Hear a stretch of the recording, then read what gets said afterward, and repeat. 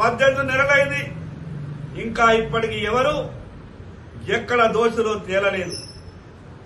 విచారణ పేరు మీద 5 సంవత్సరాల పాటు మీరు విచారణ చేస్తే దోషులుగా తేల్చేదెప్పుడు, దోషులకు శిక్షలు ఖరారు చేసేదెప్పుడు ఈ రాష్ట్ర ముఖ్యమంత్రి గారు కాంగ్రెస్ పార్టీ సమాధానం చెప్పాలా. ఇప్పటికైనా కాంగ్రెస్ పార్టీకి నిజంగా చిత్తశుద్ధి ఉంటే కేంద్ర ప్రభుత్వం నరేంద్ర మోడీ గారు ఈ దేశ తెలంగాణ రాష్ట్ర ప్రజలని టీఆర్ఎస్ కాంగ్రెస్ 2 పార్టీలు కూడా ఈ రాష్ట్రంలో ప్రజా సమస్యలు చర్చకు రావద్దని, గతంలో 10 సంవత్సరాలు తెలంగాణ రాష్ట్రాన్ని పాలించినటువంటి టీఆర్ఎస్ పార్టీ తప్పులని బయటకు రాకుండా 18 నెలలుగా పాలిస్తున్నటువంటి కాంగ్రెస్ తప్పులు, ఎన్నికలో ఇచ్చినటువంటి హామీలు, ప్రజలు ఎదుర్కొంటున్నటువంటి సమస్యల్ని చర్చకు రాకుండా ఈరోజు ప్రజా సమస్యల్ని పక్కదారి పట్టించే విధంగా రాజకీయ సవాళ్లతో మీడియా ఈవెంట్లు చేస్తున్నది కాంగ్రెస్ టీఆర్ఎస్ పార్టీ. రాష్ట్ర ముఖ్యమంత్రి గారు మాట్లాడతారు, తెలంగాణ శాసనసభకు నరేంద్ర మోడీ వస్తాడా, కిషన్ రెడ్డి వస్తాడా, మేము చర్చించడానికి సిద్ధంగా ఉన్నామనంటాడు. రాష్ట్ర ముఖ్యమంత్రి గారికి చెప్పదలుచుకున్నా, తెలంగాణ శాసనసభకు దేశ ప్రధానమంత్రి అయినటువంటి నరేంద్ర మోడీ గారు రాగలుగుతారా, కేంద్ర మంత్రి అయినటువంటి కిషన్ రెడ్డి రాగలుగుతారా? ఆ విషయాలు తెలిసి కూడా ఈరోజు రాష్ట్ర ముఖ్యమంత్రి గారు మోడీ గారు వస్తారా, అసెంబ్లీకి కిషన్ రెడ్డి గారు వస్తారా, మేము చర్చించడానికి సిద్ధంగా ఉన్నామనంటారు. రాష్ట్ర ముఖ్యమంత్రి గారికి భారతీయ జనతా పార్టీ తరఫున చెప్పదలుచుకున్నాం, గత శాసనసభ సమావేశాల్లో మేము స్పష్టంగా అడిగినాం, కూలిన కాళేశ్వరం ఏమైంది, ఫోన్ ట్యాపింగ్ ఎటువైంది, రేసు కార్ల సంగతి ఏమైంది, కాళేశ్వరంలో అవినీతి ద్వారా సంపాదించినటువంటి హవాలా ద్వారా వేరే దేశాలకు తరలి వెళ్లినటువంటి ఆ సొమ్ము ఏమైంది, గతంలో మీరు కోరినటువంటి సిబిఐ ఎంక్వైరీ ఎందుకు మర్చిపోయినరు? ఈ విషయాలన్నీ కూడా శాసనసభను వేదిక చేసుకుని భారతీయ జనతా పార్టీ ఈ ప్రభుత్వం ఆ రోజు ప్రభుత్వం శాసనసభలో ఎటువంటి సమాధానం చెప్పక నువ్వు ఏడ్చినట్టు చేయు, నేను కొట్టినట్టు చేస్తా అని టీఆర్ఎస్ కాంగ్రెస్ 2 పార్టీలు కూడా ఈరోజు కుమ్మక్కై తెలంగాణ రాష్ట్రంలో సవాళ్లు ప్రతి సవాళ్లు అనుకుంటూ ఈరోజు మీడియా ఈవెంట్ ని నిర్వహిస్తా ఉన్నాయి. ఈ ప్రభుత్వానికి దమ్ము ధైర్యం ఉంటే శాసనసభ సమావేశాలు మీరు పెట్టండి. 11 లక్షల కోట్ల రూపాయలు లెక్కలతో సహా పదులు తీసుకొని శాసనసభకు వస్తాం. మాకు అవకాశం ఇవ్వండి మాట్లాడేది. కేంద్ర ప్రభుత్వం ఎంత గొప్పగా ఈ రాష్ట్రానికి సహాయం చేసిందో, దాంట్లో ఏ పద్దులు ఎన్ని లక్షల కోట్లు ఇచ్చినామో మేము సమాధానం చర్చ చేయడానికి చెప్పడానికి సిద్ధంగా ఉన్నాం. నిజంగా మీకు దమ్ము ధైర్యం ఉంటే వెంటనే శాసనసభ సమావేశాలు ఏర్పాటు చేయండి. మేము మొదటి నుంచి కూడా చెప్తున్నాం, ఎన్నో ఇబ్బందులకు గురై 1200 మంది అమరులై త్యాగాలు చేసుకున్న తెలంగాణ తెచ్చుకున్నటువంటి మనం కాంగ్రెస్ టీఆర్ఎస్ 2 రాజకీయ పార్టీల వల్ల ఈ రోజు ఇప్పుడు తెలంగాణ తెచ్చుకున్న తర్వాత కూడా తెలంగాణ నష్టపోతున్నది, తెలంగాణ అభివృద్ధిలో ముందుకు కదలలేకపోతున్నది అనంటే దానికి టీఆర్ఎస్ కాంగ్రెస్ 2 రాజకీయ పార్టీలే కారణం. ఇప్పటికైనా మీడియా మేనేజ్మెంట్ ఈ మీడియా ద్వారా సవాళ్లు ప్రతి సవాళ్లు పక్కన పెట్టి శాసనసభను సమావేశపరచాల్సిందిగా భారతీయ జనతా పార్టీ డిమాండ్ చేస్తున్నది. పేరుతో మహిళలను మభ్యపెట్టిండ్రు. మీరు ఇచ్చినటువంటి ఏ ఒక్క హామీని కూడా అమలు చేసేటటువంటి పరిస్థితి లేదు. ప్రజల నుంచి తప్పించుకోవాలా వ్యతిరేకత నుండి? ప్రజల ఆగ్రహానికి ఇప్పటికే గురవుతున్నారు. ఈరోజు ప్రజా వ్యతిరేకతను ఎట్లా డైవర్ట్ చేసుకోవాలని ఈ మీడియా మేనేజ్మెంట్ పేరుతోని సవాళ్లు ప్రతి సవాళ్లతో ఈరోజు తెలంగాణ రాష్ట్రంలో రాజకీయాలు చేస్తా ఉన్నారు. ఒక పక్క మాట్లాడతారు రాష్ట్ర ముఖ్యమంత్రి గారు, ప్రధాన ప్రతిపక్ష నాయకుడు శాసనసభ సమావేశాలు పెట్టమని చెప్తే మేము పెడతామని చెప్తాం. శాసనసభ సమావేశాలు నిర్వహించేది ప్రభుత్వ బాధ్యత.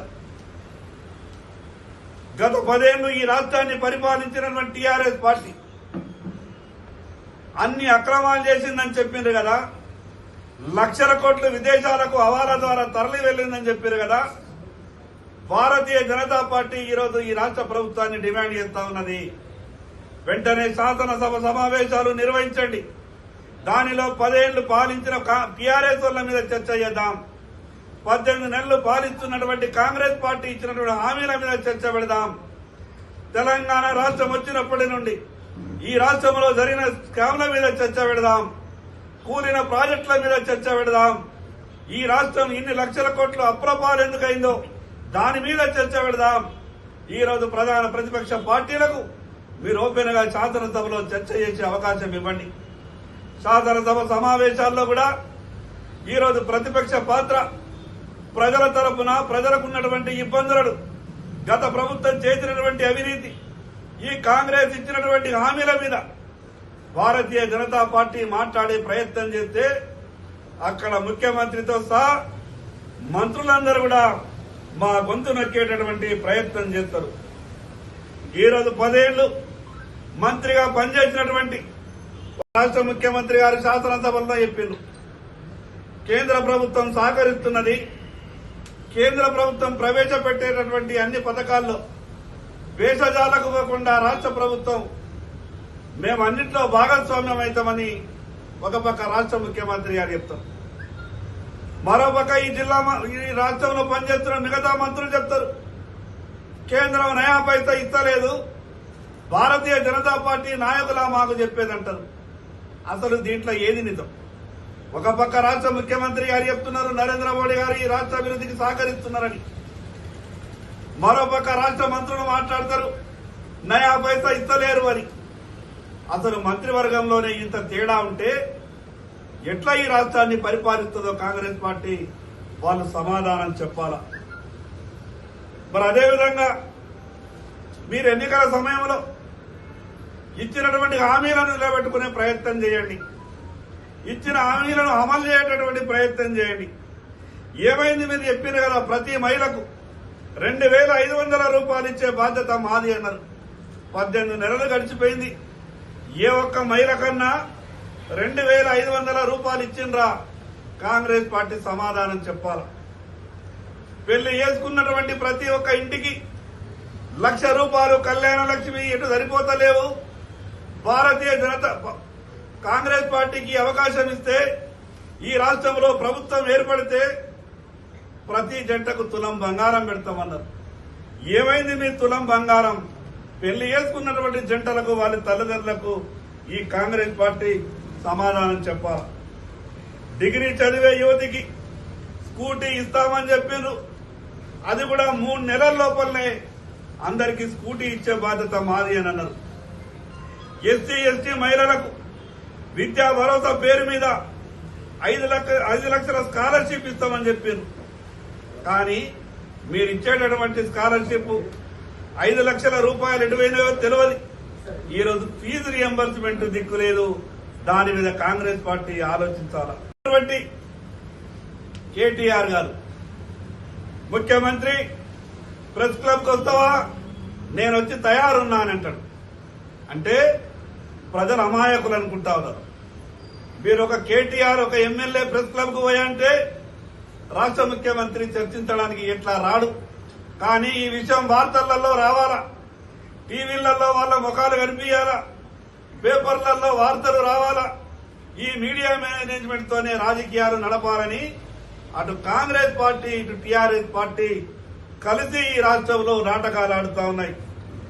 అందుకే ఈ కాంగ్రెస్ పార్టీ ఈ ప్రభుత్వానికి చెప్పదలుచుకున్నాం, మీకు నిజంగా చిత్తశుద్ధి ఉంటే 10 ఏళ్లు గతంలో జరిగినటువంటి అవినీతిని తవ్వి తీస్తామని చెప్పింది కదా, అవినీతి చేసిన వాళ్ళందరినీ కూడా జైలుకు పంపుతామని చెప్పింది కదా, సంసారాలు కూల్చిన వాళ్ళని ఈరోజు గోడ చాటున ఫోన్ ట్యాపింగ్ తో ప్రతి ఒక్క విషయాన్ని ఇన్నోళ్ళని ఈరోజు హవాలా ద్వారా లక్షల కోట్ల రూపాయలు విదేశాలకు తరలించిన వాళ్ళని ఎంక్వైరీ చేసి మేము కటకటాల పాలు చేసే బాధ్యత మాది, భరోసా మా మీద ఉంచండి అని రాష్ట్ర ప్రజలకు ముఖ్యమంత్రి రేవంత్ రెడ్డి గారు ఆ రోజు మల్కాజిగిరి పార్లమెంటు సభ్యునిగా రాష్ట్ర కాంగ్రెస్ పార్టీ అధ్యక్షునిగా మాట్లాడినటువంటి మాటలు ఏమైనాయో ఇప్పుడైనా